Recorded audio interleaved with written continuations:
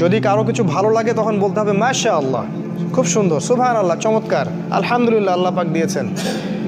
এই কথাগুলো প্র্যাকটিস করবেন, এই সংস্কৃতিগুলো আপনাকে চোখ লাগা থেকে বাঁচাবে। এগুলো তো আমাদের স্কুল কলেজ বিশ্ববিদ্যালয়ে শেখানো হয় না। চোখ লাগাবার কী জিনিস? ওরা বলবে এটা ব্যাকডেটেড মানুষের কাজ, এটা কুসংস্কার, এটা হচ্ছে গোড়া মুসলিমদের কথা।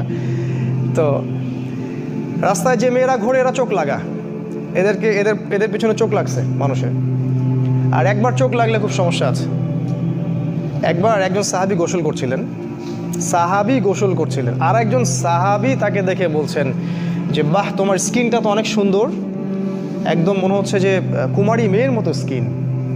সাথে সাথে ওই সাহাবী ওখানে বেহুশ হয়ে পড়ে গেলেন, একদম সাথে সাথে। এটা বুখারীর হাদিস। রাসূল সাল্লাল্লাহু আলাইহি ওয়াসাল্লাম ওই সাহাবীকে ডাকলেন, ডেকে বললেন যে তুমি কি তোমার ভাইকে মারতে চাও? তিনি বললেন আমি আবার কখন মারতে চাইলাম, আমি তো বললাম যে